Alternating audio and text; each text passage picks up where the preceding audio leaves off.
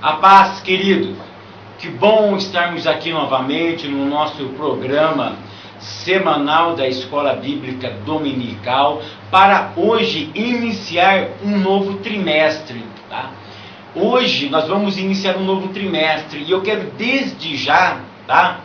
Desejar um feliz ano novo, tá? Para todos aqueles que estão nos assistindo, que vem nos acompanhando há algum tempo, você que está chegando agora nesse trimestre, nós iniciamos um novo trimestre e estamos iniciando um novo ano. Então eu quero desejar a você que Deus continue realmente lhe abençoando, que você não perca nenhuma das nossas aulas, que você não perca nenhuma escola bíblica dominical do ano de 2014. Por quê? Porque isso, querido, é para o nosso crescimento. Nós precisamos melhorar, nós precisamos evoluir na caminhada da fé. O título da nossa lição desse trimestre é Uma Jornada de Fé. Nós estamos nessa jornada. E essa jornada é uma jornada não com os olhos naturais, mas é uma jornada de fé. É uma jornada onde nós não vemos tudo aquilo que nós acreditamos, mas nós podemos sentir aquilo que nós acreditamos. Em alguns momentos nós nem sentimos também, nós simplesmente acreditamos. Cremos contra a esperança, mas nós acreditamos que Deus vai fazer aquilo que Ele começou. Então eu quero desejar um bom trimestre, eu quero desejar um bom ano para nós, que o Eterno realmente nos acompanhe, continue nos acompanhando. Eu quero agradecer, querido, do fundo do meu coração, todos aqueles que parabenizaram o professor Fábio Segandinho pelo meu aniversário. Eu fiquei surpreso de quantas mensagens eu recebi pelo Facebook, tá? Foram muitas mensagens, eu não contei exatamente, mas foram cerca mais de 300 mensagens só pelo Facebook, tá? Teve irmãos aí do Maranhão, pastor Lima, que Deus continue abençoando a tua vida, pastor Lima, a tua igreja, o teu ministério, a tua família, na área 76, que mandou até mensagem para mim por telefone. Ô querido, que Deus continue realmente lhe abençoando. Outros irmãos mandou telemensagem pelo Face, né? Eu ouvi todas as mensagens, eu li todos os textos bíblicos que os irmãos mandaram para mim. Salmo 37, Isaías 54, verso 17, e por aí vai, Números 20, Números capítulo 6, a oração sacerdotal, tá? Irmãos, que Deus realmente continue lhe abençoando. O professor completou mais um ano, completei 34 anos e espero que no próximo ano, quando completar 35 anos, vocês possam compartilhar novamente comigo dessa data tão maravilhosa. Que o Eterno recompense a cada um que lembrou do professor Fábio Segandinho. Querido, a lição de número 1, ela tem como título o livro de Êxodo e o cativeiro de Israel no Egito. Nessas 13 aulas, nós vamos falar apenas de um livro. Que livro é esse, Fábio? O segundo livro da Bíblia. 13 aulas onde abordaremos um tema, onde abordaremos o livro de Êxodo. Serão 13 aulas somente voltadas para o livro de Êxodo. Então, se você puder, querido, leia todo o livro do Êxodo. Leia o segundo livro da Bíblia, que é uma coletânea riquíssima, é uma fonte inesgotável de sabedoria, de instrução para esta vida e para toda eternidade. A capa da nossa revista vai falar sobre a jornada de fé, a formação do povo de Israel e a sua herança espiritual. O livro de Êxodo é um livro muito conhecido, porque ele é o livro que narra a formação do povo de Israel. O livro de Êxodo, ele é marcado, quem não se lembra de Moisés, a travessia no Mar Vermelho? Quem não se lembra de Moisés sendo retirado do rio Nilo pela a filha do próprio faraó? Quem não se lembra das tábuas da lei que foi dada a Moshe no Monte Sinai ou no Monte Horebe? Quem não se lembra do tabernáculo? Quem não se lembra das maravilhas que Deus fez? Quem não se lembra da Páscoa, das pragas? Tudo isso está no livro do Êxodo. E tudo isso nós veremos aqui nesse trimestre.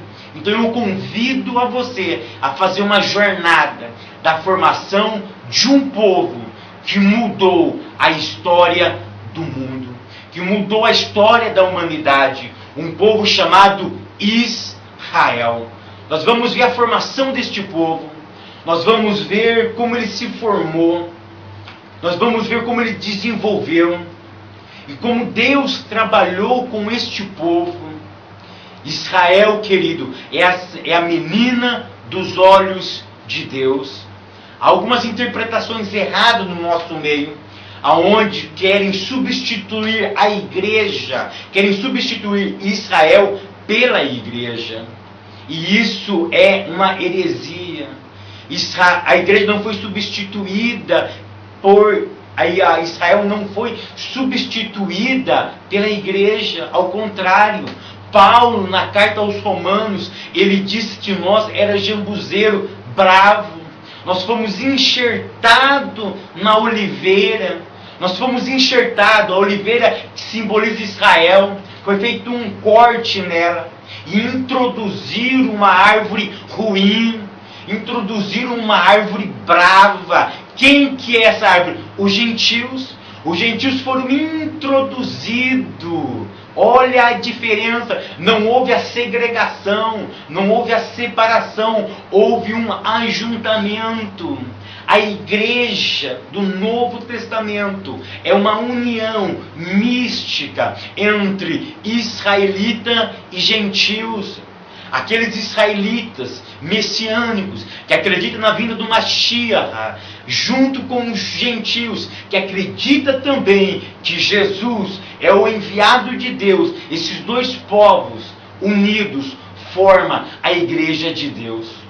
Então no livro de Êxodo nós vamos ver como Deus trabalha com este povo, como Deus trabalhou com este povo e como Deus continua trabalhando com a nação de Israel. Abre então a sua Bíblia no segundo livro do Pentateuco, por nome de Êxodo.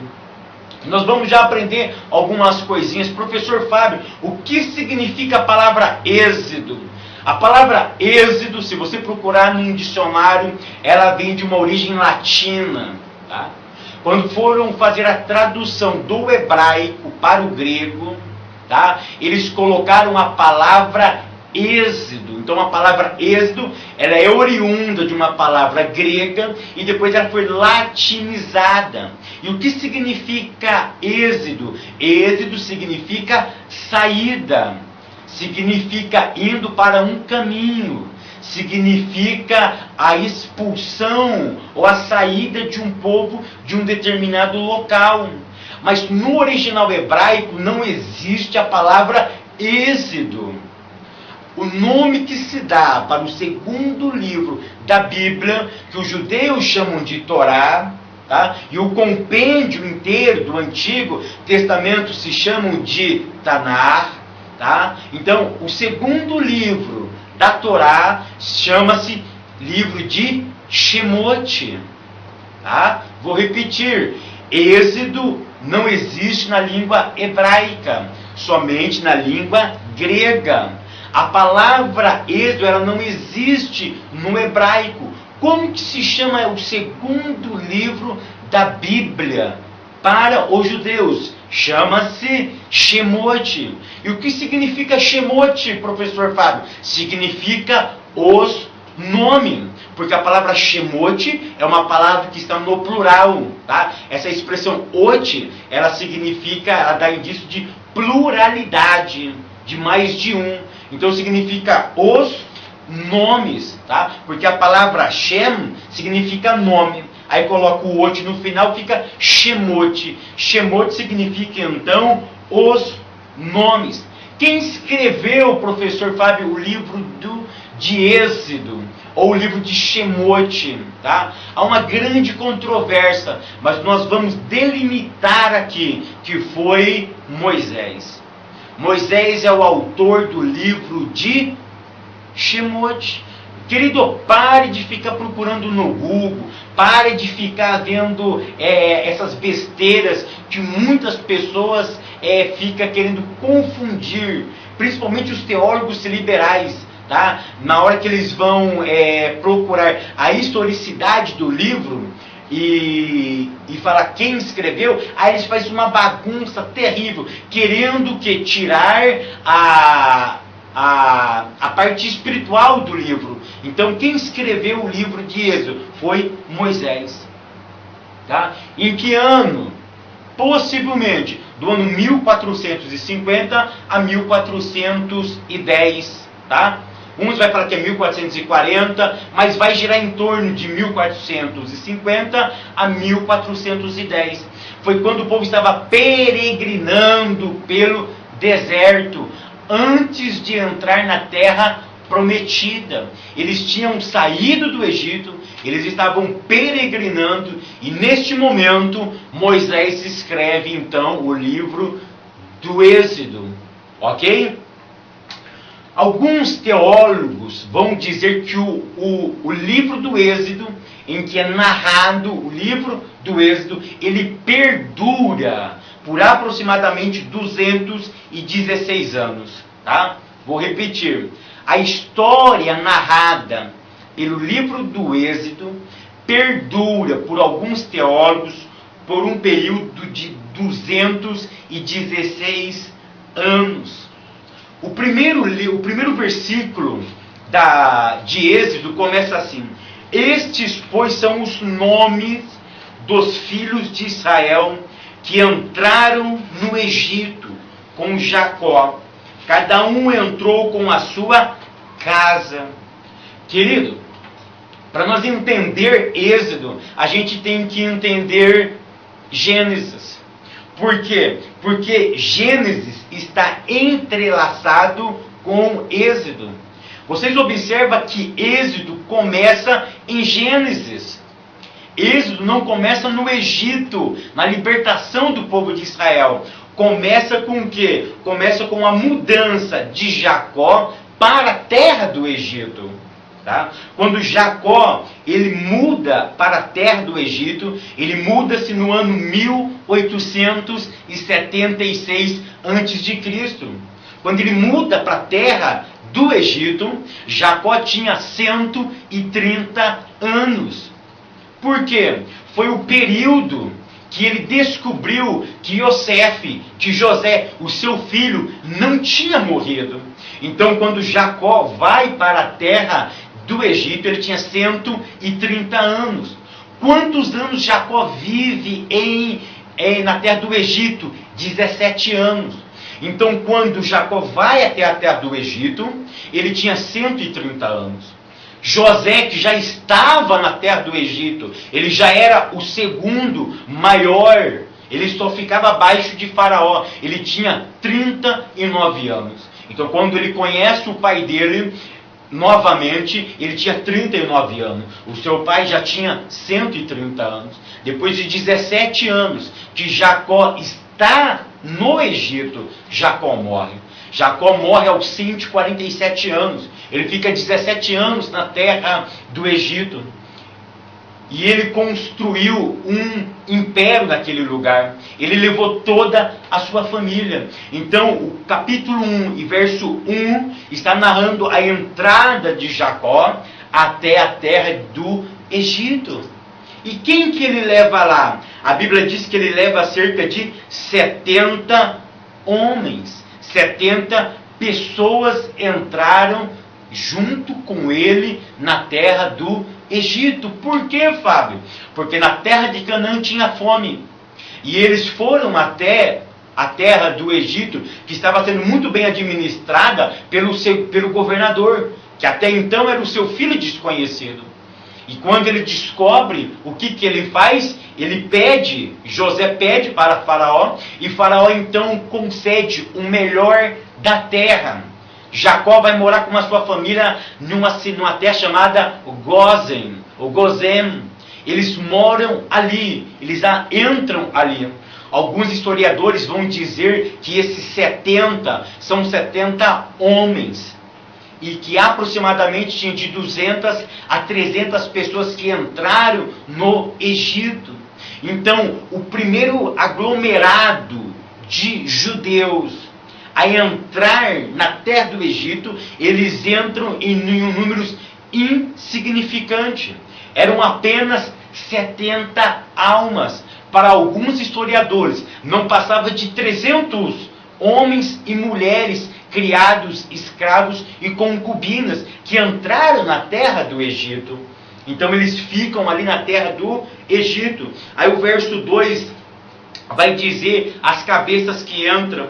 Verso de número 5: todas as almas, pois que descenderam de Jacó, foram 70 almas. José, porém, já estava no Egito, porque José foi levado com 17 anos. Você já conhece toda a história.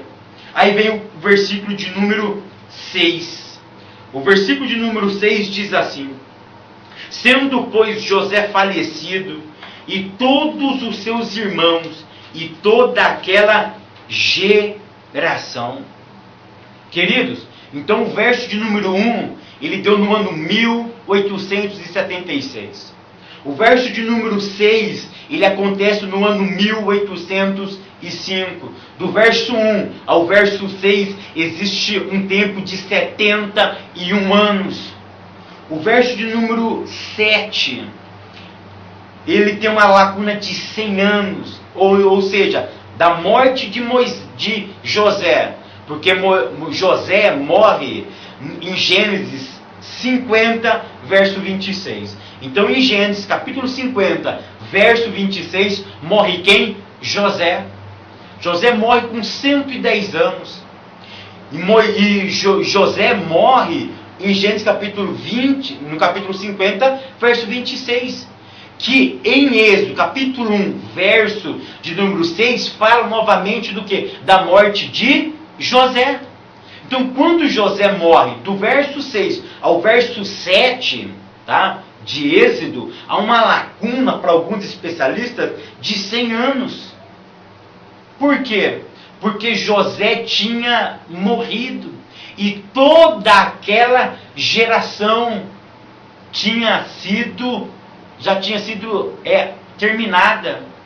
Ou seja, a memória de José, aquilo que José tinha feito ao longo da sua vida, o que aconteceu? Caiu no esquecimento. Um erudito diz que a morte, que parece tão trágica como um incidente individual, é a condição para todo o progresso. José morreu, como também morreram as suas ricas memórias do serviço que havia prestado. Na morte de José começa o mistério de Deus. Com a morte de José, o povo de Israel passou a ser afligido. E o tema da nossa lição, que o nosso escritor é o pastor Antônio Gilberto, um grande erudito da Assembleia de Deus, do meio cristão, que Deus continue abençoando a vida do nosso querido pastor Antônio Gilberto. Ele diz que o tema da nossa primeira aula é a palavra aflição. Porque o povo de Israel, ele ficou no Egito 430 anos, sendo o quê? Escravizado. Mas quando começa a escravização do povo de Israel? Com a morte de quem? De José. Aqui nós aprendemos o primeiro princípio, que quando acontece a morte de alguém, a morte de alguma coisa, pode ser o início de um processo de Deus na nossa vida. Olha o que esse erudito disse a morte que parece tão trágica como um incidente individual é a condição para o progresso de todos. Após a morte de José, a Bíblia diz que entrou um novo rei, entrou um novo faraó, que não conhecia a fama de quem? De José. Querido, olha que interessante. A morte de José, ela avalanca, ela dá início a um processo chamado aflição. O livro do Êxodo, ele tem um propósito. Qual é o livro do Êxodo? O nosso pastor trabalhou muito bem o propósito do livro de Êxodo. O propósito do livro de Êxodo para os rabinos, existem alguns rabinos que resumem o livro de Êxodo em uma palavra: libertação. O livro de Êxodo tem o propósito de mostrar o que? A libertação do povo de Deus. Porque Gênesis mostra o que? A queda, mostra o fracasso. Em Êxodo vai mostrar o que? Vai mostrar que essa queda apresentada em Gênesis é possível ser revertida. Por quê? Porque Deus há de levantar um libertador que vai nos tirar da terra do Egito. Querido, deixa eu ensinar um segredo aqui para vocês. Muitos já sabem, mas alguns ainda não sabem. Tá? A palavra Egito é uma palavra muito repetida no livro de Êxodo. Por que ela é muito repetida? Porque o propósito de Deus é libertar o seu povo do Egito. E Egito, na língua portuguesa, ela está no singular. Mas no hebraico, na Bíblia hebraica, Egito é Mitzrayim. Mitzrayim está no plural. Mitzrayim pode se entender dois tipos de escravidão. Porque o que significa Egito? Egito significa opressão, casa de servidão. Significa você ser oprimido por alguém. Então, como essa palavra ela está no plural, Egito pode significar duas coisas: opressão física e opressão maligna. Ei, querido, presta atenção. Deus nos quer libertar da opressão física e da opressão espiritual. Deus quer nos libertar da opressão física e da opressão espiritual. Existem dois tipos de opressão: física e espiritual. Quando nós vamos para o original hebraico, nós entendemos que a intenção de Deus não é simplesmente curar a nossa alma, mas é restituir e curar também, sabe o que? O nosso corpo. Deus quer curar a nossa mente, para que o nosso corpo reflita o processo que foi realizado no nosso interior. Então, Egito significa Mitzrayim. Mitzrayim, em hebraico, é casa de servidão, é opressão. Então, Deus nos quer nos libertar, tanto na área física, quanto da área espiritual. Então, o propósito do livro de Êxodo é libertação. Deus quer libertar o seu povo. Deus quer libertar você do pecado. Deus quer libertar você das mazelas, desse vício, que você não consegue largar por nada. Existe uma escravidão em cima de você. Existe uma força demoníaca dentro, agindo em você, te oprimindo, impedindo você de orar, impedindo de você de ler a Bíblia, impedindo você de adorar a Deus em espírito e em verdade. Então essa opressão, ela vai ser liberta em nome de Jesus. Essa opressão, ela vai ser aniquilada em nome de Jesus. Porque esta é a intenção do livro de Êxodo. José, ele morre. O povo então começou a acontecer o quê? O povo começou a ser subjugado. Versículo de número 6.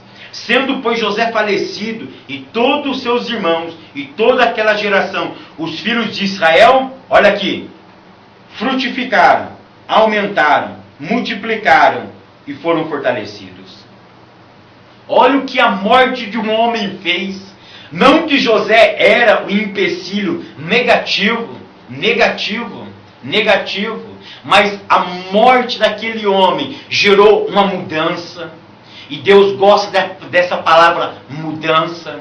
Ele gosta de fazer os seus planos de forma que nós não entendemos. E após a morte desse homem, aconteceram 4 coisas neste povo. Esse povo frutificou, esse povo aumentou, esse povo multiplicou e esse povo foi revigorado. Querido, aqui existe um grande segredo. O nosso pastor, ele trabalhou isso de uma forma muito linda aqui. A palavra frutificar em hebraico significa pru. Pru em hebraico é fruto. É fruto. Olha que interessante. Esse povo foi frutificado. Fruto aqui é o primeiro germe da semente. É quando a semente está germinando. É o fruto que está aparecendo. Eles frutificaram. Segundo, eles aumentaram. Aumentar aqui em hebraico, a palavra para aumentar é shertsu. Shertsu, essa palavra tem um sentido de que uma vez a semente fecundada, não pode mais ser abortada.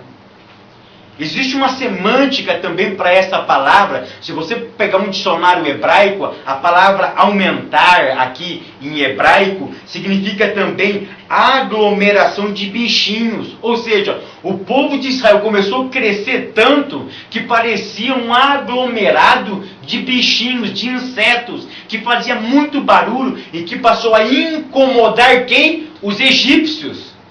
Olha que interessante. Esse povo primeiro frutifica.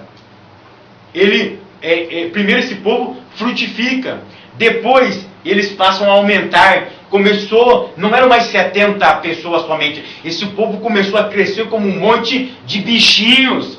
Começou a incomodar o povo começou a incomodar os egípcios. Ou seja, essa semente, uma vez germinada, ela não podia mais ser abortada. Ninguém podia mais impedir o quê? O crescimento deste povo. Este povo cresceu tanto que era como um enxame de insetos que incomodava os egípcios. Terceira coisa, esse povo começou a multiplicar. Multiplicar aqui em hebraico é revu. Revu aqui é multiplicar. Depois eu vou explicar, vou dar uma contextualizada aqui. E a quarta, revigorar. Revigorar em hebraico é atzmu, significa dar estrutura óssea. O que significa aqui, professor Fábio? Aqui estava iniciando o povo de Israel. Eu sei que o primeiro ivrite, o primeiro hebreu da Bíblia é Avraham. Avraham, o nosso pai Abraão, é o primeiro ivrite. É aquele que passou do outro lado. Daí vem a palavra Ever, aquele que passa da outra margem. Eu sei disso. Mas de Avraham até Yosef, até José, esse povo era um povo pequeno ainda. Mas após a morte deste homem, Deus começa então a multiplicar este povo. Essas 4 palavras, frutificar, aumentar, multiplicar e revigorar, significa o seguinte: imagine uma criança. Quando a criança ela vai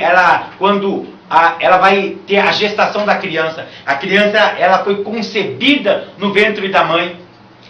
Quando o sêmen encontra o óvulo e quando ele fecunda, aquele primeiro estágio da vida é o fruto. Ela começou o fruto. A palavra aumentar significa o seguinte: depois que o feto foi formado, ele não pode mais ser abortado.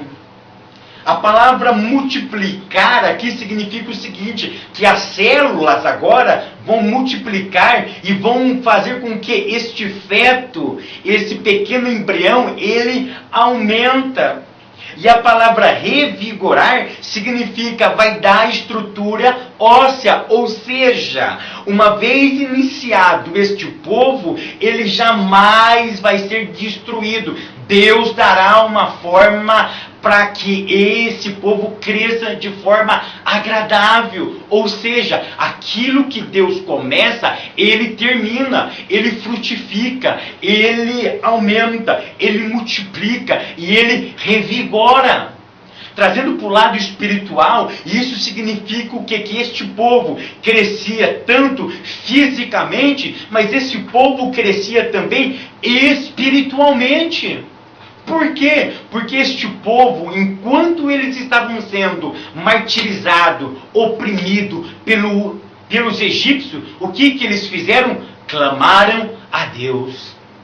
Clamar a Deus aqui é sinônimo, sabe do quê? De espiritualidade. Existia um povo, ainda que podia ser um povo pequeno, ainda que podia ser os remanescentes, mas existia alguns hebreus que clamaram a Deus e pedindo para que eles fossem libertos. Querido, nós precisamos aprender isso. A igreja precisa frutificar. A igreja precisa de crescimento com qualidade. Nós precisamos crescer tanto em número, mas também em qualidade. E a igreja precisa também, sabe o quê? Pregar esse evangelho a toda a nação, para que mais pessoas possam ouvir o evangelho. E nós precisamos, sabe do que também? Ser revigorados. Revigorado aqui da estrutura óssea. Significa o quê? Dar jeito para a coisa. E isso, sabe o que nós entendemos como avivamento? Dar uma nova vida a alguma coisa. A igreja precisa ser avivada nestes últimos dias. Nós precisamos ser impactados pelo Espírito Santo. E este povo aqui, sabe qual foi a metodologia que Deus usou para que eles fossem... para que eles entrassem no projeto de Deus e para que eles começassem a entender o que Deus queria na vida deles? Deus usou, sabe o que? A opressão. Escute o que eu vou te falar, querido. A opressão é uma das formas que Deus usa para trazer o seu povo de volta da terra do Egito. Vou repetir, a opressão é uma das pedagogias, é uma das didáticas que Deus usa para nos resgatar do Egito. Talvez você parou de orar, parou de consagrar, não tem mais nenhuma vontade de ler a Bíblia como você tinha antes. Talvez você lê por ler, talvez você ouve uma aula simplesmente porque você tem que manter o seu compromisso que você firmou, que um dia do mês você é o professor daquela sala, mas você está perdendo o prazer, o ânimo das coisas de Deus. E o que Deus faz em alguns momentos? Ele manda a opressão. E foi isso que Deus fez com o povo lá na terra do Egito, com o povo de Israel. Deus fez o quê? Levantou uma opressão. Um rei, um faraó que nunca tinha conhecido o nome Yosef, nunca tinha ouvido a fama dele. Quando José é colocado no poder, possivelmente foi uma dinastia por nome de Hicsos. Os Hicsos que colocaram possivelmente José no poder. Os Hicsos não eram egípcios. Os faraós da linhagem Hicsos, eles não eram egípcios, eles eram semitas. Por isso, dá-se a entender que eles colocaram quem no poder? José, porque José vem de uma linhagem semítica. Judeus é de uma linhagem semítica. Os Hicsos também eram de uma linhagem semítica. Mas quando os Hicsos saem do poder, quem entra no poder? Uma dinastia egípcia novamente volta ao poder. E essa dinastia não conhecia mais a história do homem José. E eles perceberam que esse povo estava crescendo muito. Flávio Joséfo diz que os egípcios eram muito preguiçosos. Só se davam ao bel prazer de conquistar as coisas sem muito esforço. E eles começaram a observar que os hebreus conquistaram a terra. Que os hebreus, aonde eles colocavam a mão, a coisa ia para frente. E eles ficaram com medo. Ficaram com medo do que? De Israel fazer uma aliança com nações vizinhas. E como os Hicsos conquistaram um dia o Egito, eles ficaram com medo de os israelitas conquistar a terra do Egito e expulsá-los dali e eles se tornarem escravos. Então o que eles fizeram? Vamos oprimir este povo. E eles começaram a oprimir. Os israelitas que até então moravam no melhor lugar, agora estavam sendo escravizados. Eles apanhavam, eles eram chicoteados. Faraó Neco matou cerca de 120 mil judeus.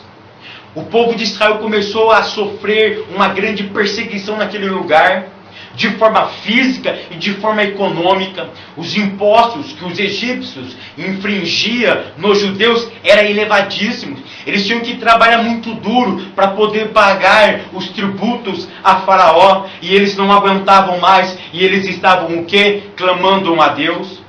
Mas existe um texto que eu quero que vocês leiam aí. É o verso de número 9, que diz o seguinte: o qual disse ao seu povo: eis que o povo dos filhos de Israel é muito e mais poderoso do que nós, então vamos agora maltratá-los. O versículo de número 12: mas quanto mais os afligia, tanto mais se multiplicavam e tanto mais crescia, de maneira que se enfadavam por causa dos filhos de Israel. Moisés, ele relata isso. Quanto mais opressão, mais crescimento. Quanto mais luta, mais glória. Quanto mais batia, esse povo crescia mais. Quanto mais problema, esse povo mais triunfava. Quanto mais dificuldade, esse povo perseverava nos caminhos do Senhor. A estratégia deles não estava funcionando. Eles não estavam entendendo o que Deus estava fazendo. Eles não estavam entendendo o que estava acontecendo com este povo. Porque qual é o natural? Quando a luta chega, você esmurece. Quando você oprime um povo, esse povo baixa a guarda. E esse povo se entrega ao domínio. Como os israelitas foram diferentes. Eles apanhavam, mas eles cresciam mais. Quanto mais luta, mais crescia. Quanto mais oprimia, mais se multiplicava. A matemática de Deus é diferente. Quanto você está tirando, Deus está acrescentando. E eles não estavam entendendo isso daqui. Um erudito disse um dia da seguinte expressão: havia algo esquisito e enervante neste povo. Isso não é natural. O que estava acontecendo com eles era algo sobrenatural. O que é isso, irmão? É providência de Deus. Irmão, aprende a dar isso. Quando a luta chega, é sinal que Deus vai multiplicar alguma coisa na tua vida. Quanto mais luta, mais glória. Quanto mais dificuldade, maior vai ser a vitória. Quanto maior é a aprovação, maior vai ser a bênção de Deus na tua vida. Acredita nisso. E o que eles fizeram? Eles clamaram a Deus. E o que Deus fez? Aí está o segredo. Quando estiver em dificuldade, clame. As portas estão fechadas, clame. Está dando tudo errado, adore. Mas está aumentando mais a luta, ora. Dobra o joelho, consagra, olhe para Deus, porque o melhor ainda está por vir. E eles clamaram, coisa tremenda. Deus nunca desampara um filho seu. Todas as vezes que nós orarmos a Deus, Deus está pronto para nos ouvir. O pastor Hernandes Dias Lopes, ele diz que a igreja brasileira parou de orar. Nós precisamos voltar a orar. Eu fico assim entristecido quando eu vejo patriarcas, homens já com uma certa idade, dizendo: no meu tempo não era assim. Eu fico triste, sabe por que eu fico triste? O que eles estão fazendo também para que essa geração volte a orar? Será que esta geração está vendo os nossos patriarcas orando? Será que a nossa geração está vendo eles consagrando? O Hernandes disse um dia, eu achei muito interessante, se nós quisermos ver igrejas fortes, poderosas, precisamos ver novamente pastores sendo presos por amor do Evangelho. Quando a igreja mais padecia, mais a igreja crescia. Quando a igreja era perseguida, acontecia o crescimento da igreja. Nós precisamos, sabe do que, irmão? Nós precisamos ser aquebrantados. E nesse aquebrantamento nós precisamos voltar a boca ao pó. Porque quando nós voltamos com a boca ao pó, Deus se coloca do alto e Ele sempre tem uma resposta em momentos de angústia para os seus filhos. E eles clamaram e Deus se levantou. Deus se levantou, sabe quem? Moisés. Deus se levantou um menino. Deus se levantou um bebezinho.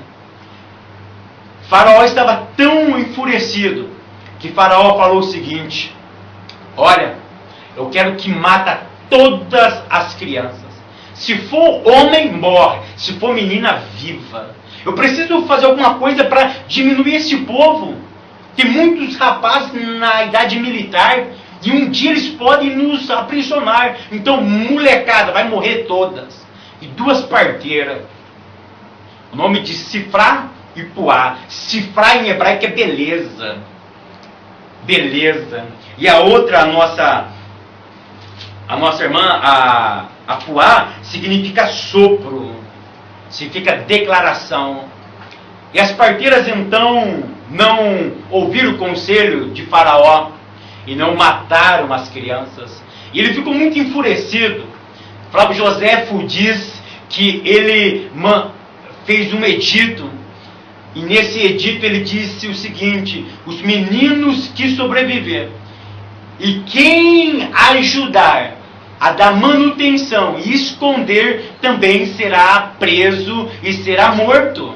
Ou seja, tanto as parteiras como qualquer pessoa que por compaixão auxiliasse um desses bebês iria morrer. Ou seja, Faraó queria o quê? Eliminar a nação de Israel.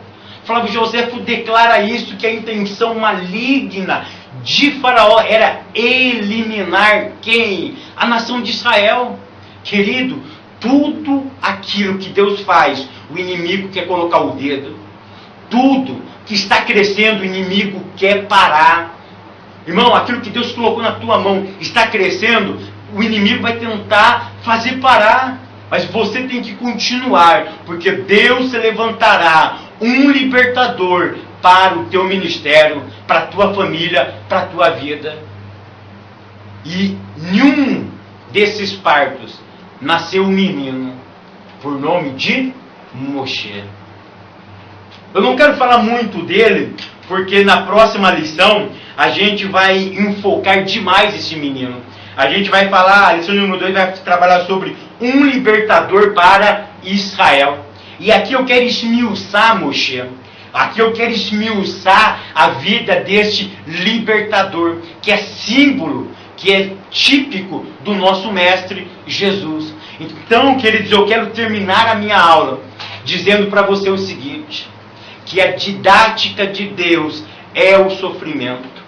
Mas quando o sofrimento bater na tua porta, ore, adore, clame, busca, bate, implora, que você pode ter certeza de uma coisa: quanto maior a luta, maior vai ser a bênção. Maior a prova, maior é a vitória. Acredita nisso, busca Deus. Acredite que as promessas que Ele fez para a tua vida ainda estão de pé. Esse povo foi formado com apenas 70 pessoas. Mas esse povo, ele cresceu. Porque quem é que dá o crescimento? É Deus. Quem é que faz multiplicar? É o Eterno. Então aquilo que Deus prometeu para a tua vida, Ele vai cumprir. A tua vida, o teu ministério, aquilo que Deus tem na tua vida vai multiplicar. A tua família vai multiplicar o que? A paz, a alegria, a harmonia entre os filhos, entre a esposa. O seu trabalho vai ser multiplicado. As suas bênçãos vai ser multiplicada. Acredite naquilo que Deus está fazendo na tua vida. Queridos, que Deus continue abençoando a tua vida até semana que vem, querendo Deus.